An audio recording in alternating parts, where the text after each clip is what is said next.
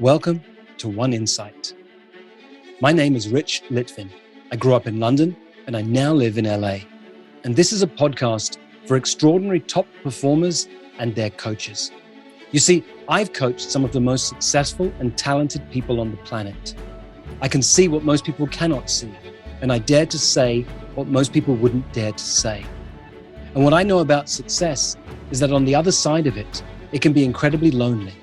You can feel more of an imposter the more successful you become.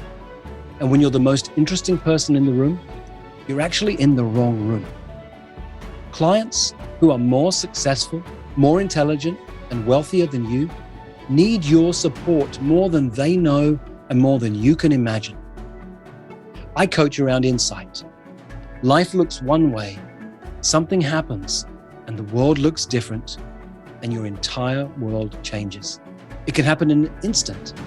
And this podcast is called One Insight because a single insight can change everything. I'm a scientist by training. I've got a joint degree in biology and economics. And that background in biology meant that I spent hours and hours of the early part of my life studying, researching, and experimenting in a laboratory. The Latin origin of the word laboratory literally means to work, labor. And the word experiment comes from the Latin meaning to try and to risk. The word research comes from Latin too, and it means to wander hither and thither. What we call science literally means hard work, taking risks, and not really knowing where you're going.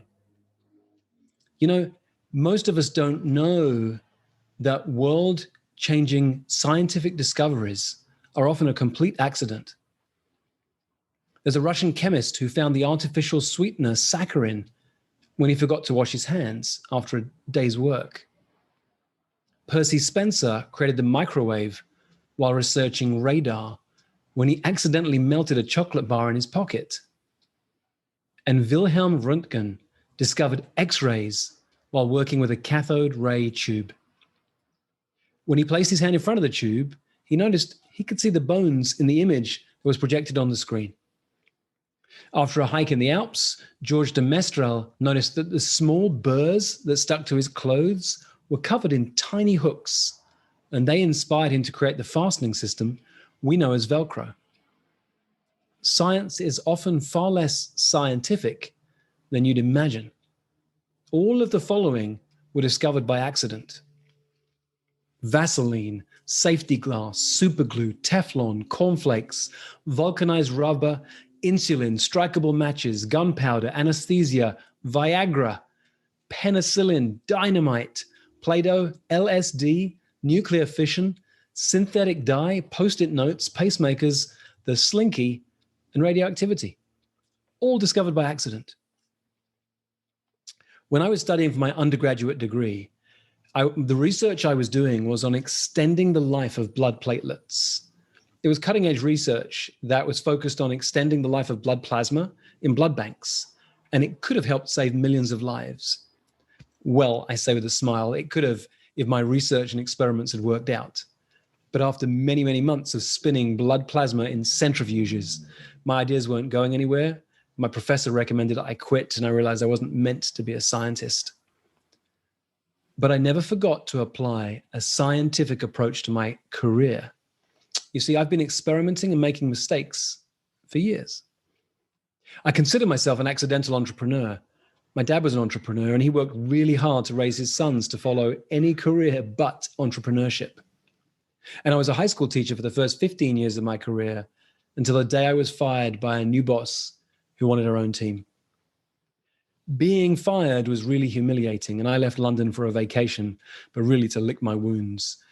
I traveled to Thailand, and I discovered that the coaching skills I'd learned while training to be a head teacher were actually invaluable on a beach.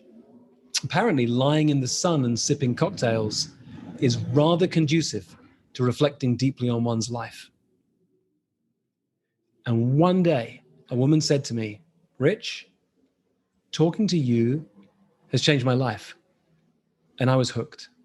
And I flew to the United States, with 3 thoughts in my mind. I didn't tell anybody these thoughts. I never said it out loud ever until years later. Number 1, I'll train with the best coaches in the world.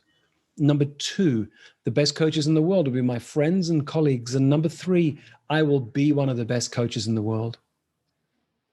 So I took a scientific approach to my new career. I worked hard, I took risks, and I didn't really know where I was going. This year, it's been 15 years since I was fired as a teacher. And as I'm talking right now, I've literally been a coach that much longer, ever so slightly longer than I was a teacher. And that thought has been quite a shock because it means I have an outdated self-image. I'm no longer a teacher who accidentally became a coach. I'm a coach who used to be a teacher.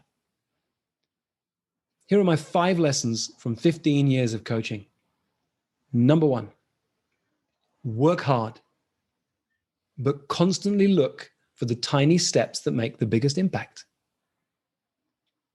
Number 2, take risks. But when you do the opposite of what the majority are doing, it's almost never a risk. Number 3, don't worry that you've got no idea where you're going. Clarity is overrated. You don't always need it going forwards, and you'll always find it looking backwards. Number 4, surround yourself with extraordinary people. My one-line business plan for this whole 15-year period has been meet fun and interesting people. It's generated millions more in revenue than Facebook ads, SEO, or internet marketing ever could for me. Number 5, expose yourself to new ideas and experiment with new ideas. Never stop learning. Never stop making mistakes. And if you learn from it, it wasn't a mistake in the first place. One of the biggest challenges as you become more successful is that there is rarely anyone to really challenge your thinking or help you see through your own stories. If you're a coach, you're really good at doing it for others. Who does that for you? And that's why I constantly surround myself with super smart people. How about you?